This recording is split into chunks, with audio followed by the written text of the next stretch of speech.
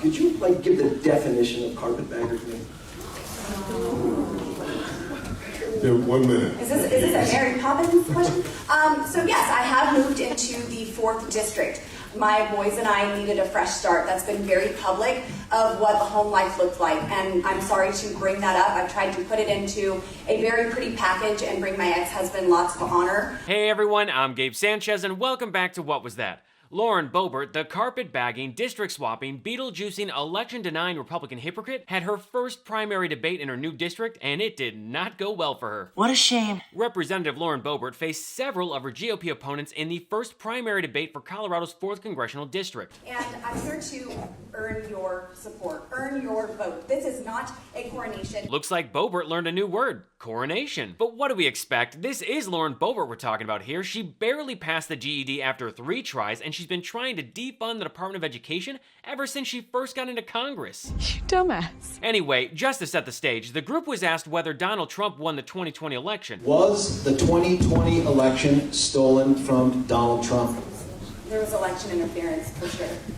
Honestly, I definitely thought there was going to be way more hands up on that one. I mean, Trent Lizzie was so confident that the election was stolen from Trump that he put both hands up because somehow that makes it more true. And in case you've never met Trent Lizzie before, here you go. Conspiracy, you're an election denier. Well, guess what?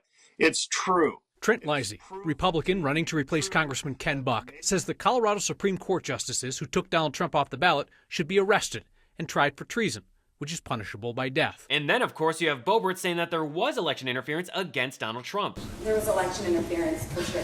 However, it's been 3 years and she has yet to show any proof. Boebert made sure to use this primary debate to talk about her many accomplishments. So I am actually very proud of what I have done in this session. In our majority, I've been very responsible with my legislative duties in this majority. Responsible with your legislative duties? That's weird. I don't know about you, but I seem to remember Boebert voting against helping veterans, then trying to defund the Department of Education, and then voting against Biden's Inflation Reduction Act, which was something that she called a massive failure. Which is hilarious when you realize that CS Wind, a wind turbine manufacturing plant in Pueblo, Colorado, added hundreds of jobs thanks to Biden's Inflation Reduction Act. And it's now the largest wind turbine manufacturer in the world. Thanks, Mr. Biden. The thing that I am most proud of is standing up for each and every one of you at the beginning of last January.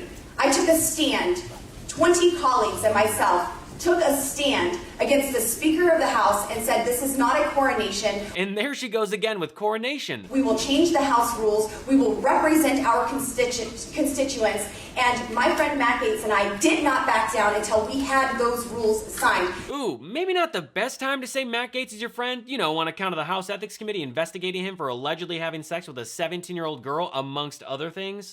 Breaking news, sources say that the House Ethics Committee investigating Republican Congressman Matt Gaetz of Florida has now reached out to the U.S. Justice Department and to a woman with whom the congressman allegedly had sexual relations when she was 17 years old. Elections that Congressman Gaetz denies. We should note, Congressman Gaetz has never been charged with any wrongdoing here. CNN's Paula Reed has this exclusive reporting. Paula, what have we learned?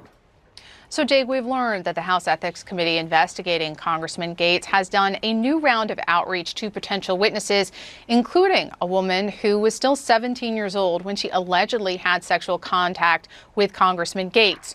We learned they have also reached out to the Justice Department, asking for materials from its years-long investigation into the congressman, where they examined these allegations of possible sexual contact with a minor, along with other crimes. But this is where things started heating up. The candidates were asked if they were ever arrested, to which 6 of the 9 raised their hands and then they cheered and then high-fived each other. Because nothing says law and order like breaking the law. Classic Republicans. Have you ever been arrested?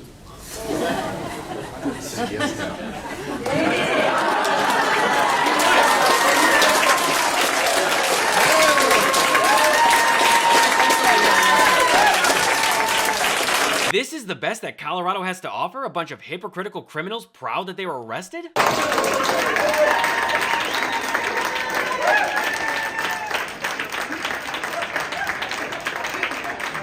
get to say what for? Do we get to say what for? Maybe it doesn't matter. And it was at this moment that Boebert made the mistake of bringing up Mike Lynch's arrest record, which caused some of the audience to laugh. We are a nation of laws. All of us raised our hands saying that we have been held accountable for the laws that we have broken. We have paid our dues to society. Some of us are still paying them. I hope you get your gun rights back soon, sir. And look at Lynch's face. He did not like that dig, but then again, he did try to hide his DUI and gun possession arrest from back in 2022. Pocket knife there. I'm just going to grab that from you here. Don't touch it for me. Don't I have touch a gun it. in this pocket too. You have a gun? Yep. Stop. Don't move. Stop. No. You're not going to do that, okay? No, sir. We're not going to reach for guns when we're out and talking to the police. Yes, sir. No. Right? Yes, sir. State representative here, and if there's anything we can do to kind of keep the press out of this, that'd be great. But I know that's not a lot. That's not a lot in your control. So. Well, I'm not calling the press. Well, Okay? no, they'll find out. They'll find out. This will be a big deal. Well, yeah, unfortunately I don't have any control over that. No, I know.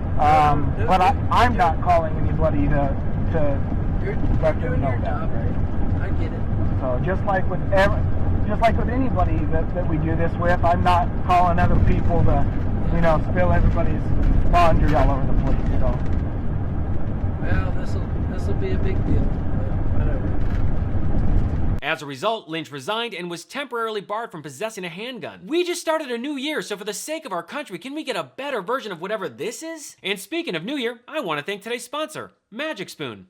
My New Year's resolution is to cut back on sugar and stay on track with my fitness goals. And Magic Spoon makes that easier and more delicious than ever. The Magic Spoon Variety Pack comes in 4 flavors: cocoa, fruity, frosted, and peanut butter. Their Variety Pack has 0 grams of sugar, 13 to 14 grams of protein, and 4 to 5 grams of net carbs. Only 140 calories a serving, and it's high protein, has 0 grams of sugar, keto-friendly, gluten-free, grain-free, and soy-free. I'm a huge fan of the peanut butter flavor, but I'm an even bigger fan of mixing the peanut butter and cocoa together. It's a simple and high-quality meal to start the day. Magic Spoon has the great taste you love with more protein and less sugar. Go to magicspoon.com/Gabe to grab a variety pack and try it today. And be sure to use our promo code Gabe at checkout to save $5 off your order. And Magic Spoon is so confident in their product, it's backed with a 100% happiness guarantee. So if you don't like it for any reason, they'll refund your money. No questions asked. Remember, start the new year off right with a delicious bowl of high-protein cereal at magicspoon.com/Gabe and use the code Gabe to save $5 off. Thank you, Magic Spoon, for sponsoring this episode. But Boebert's about to pay for bringing up Lynch's past, and remember, you shouldn't throw stones if you live in a glass house, especially if you're Lauren Boebert. So during the portion when candidates could ask questions to one another, Lynch asked Boebert to define a word. And no, before you ask, he did not ask her to define coronation. Well, originally I had a very polite question for Jerry Sonnenberg, but since the young lady at the end of the table decided to talk about my gun rights, I'd like to ask her just a really simple question, and that is, could you give the definition of carpetbagger to me? Yeah, 1 minute. is this a Mary Poppins question? Boebert has been called a carpetbagger so many times since she first announced that she was ditching her constituents in the 3rd district that she has now prepared a Mary Poppins joke that's just lame and cheeky. So yes, I have moved into the 4th district.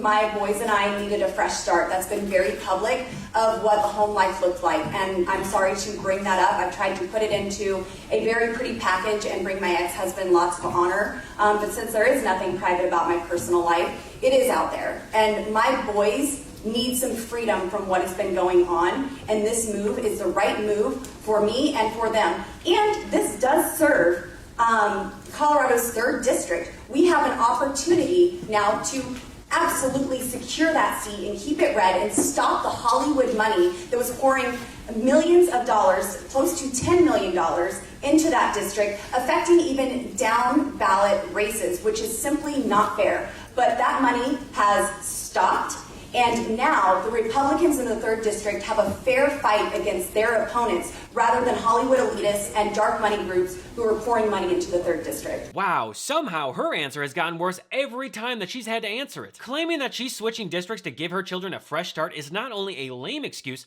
but it's also a huge lie. I mean, the only reason that Boebert is desperately trying to stay in Congress is to ensure that she gets a pension, which can only happen once she's served at least 5 years in office. She no longer has her diarrhea-inducing restaurant run, and the sales for her awfully written book have been abysmal. Boebert really needs the money, and she just can't beat Adam Frisch's donations in Colorado's 3rd District. So if Boebert really wants a fresh start, she could get a restraining order against her ex-husband Jason, or better yet, press charges against her ex-husband for what he's done to their sons. She could also move to another part of the state that's further away, but more importantly, not swap districts to improve her chances of winning. Her husband is not only abusive, but he also exposed his penis to underage girls in a bowling alley, with her being one of them. Her sons are a public nuisance. They tried to cover up a car crash that left a friend with multiple injuries, and one of them got a 15-year-old girl pregnant. Not to mention the fact that Boebert misused campaign money for personal expenses, has gone AWOL when the people of Colorado needed her most, and also gave a guy a handjob in a dark theater with children around. And guess what? Whether she likes it or not, all of her drama and controversies are her fault. And it will continue to be talking points for the other candidates about why she's unfit for office. She lived in Colorado's 3rd District and barely won by fewer than 600 votes in 2022. And now she's moved to the 4th District to improve her chances of winning, where she has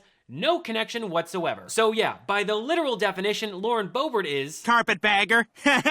During the primary debate, Boebert said some other dumb things, which is not surprising at all. Any legislation that comes in front of me to vote on that limits abortion, I will vote in favor of it. If we have to do what the Democrats do and do this in increments, I'm fine to do that, because we are saving tens of thousands of lives every time we do that. But I do believe that life begins at conception, and I would vote on a heartbeat bill at the federal level, saving lives, protecting lives, and said correctly on the state, no state has the right to kill babies. Of course, the age-old abortion issue, where Republicans still aren't happy even though the Supreme Court overturned Roe v. Wade so the states could decide on abortion themselves. You know, States' rights. Turns out when given the choice, states do not want to ban abortion.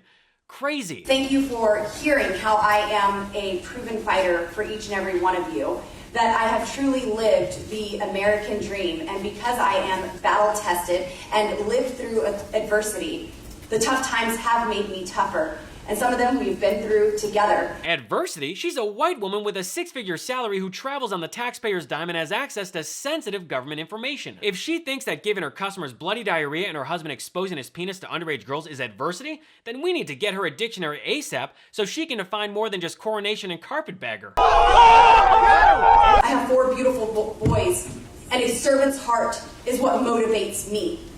I've served at the local jail. Women who are at risk at their lowest point. I personally introduced them to the God who could turn their shame into glory and restore their past and give them a glorious future. And that is still my goal today for Colorado and for America, to bring grace and strength. I am pro-life. I'm disgusted by some of the answers that were set up here. This did not sound like the Republican Party answering questions about pro-life. No nonsense conservative. No nonsense conservatives don't have 60% voting records. They have 100%. They do not fail you. We have 0% ratings with Planned Parenthood because Planned Parenthood can go fund themselves. We protect life and the unborn. I look forward to earning your vote. God bless you all, and I love you.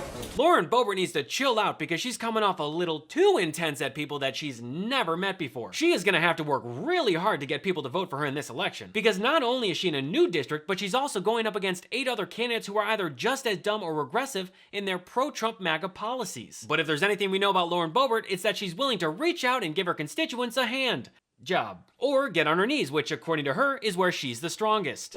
Well, that's all for me today. Thanks so much for watching, and feel free to follow me at I am Gabe Sanchez. If today's episode brought a smile to your face and you want to be part of supporting me and my one-person show, I invite you to join my personal Patreon. Your contribution goes a long way in growing this show, and it means the world to me. To join, visit patreon.com/I am Gabe Sanchez. So until next episode, I'm Gabe Sanchez, and this has been What Was That?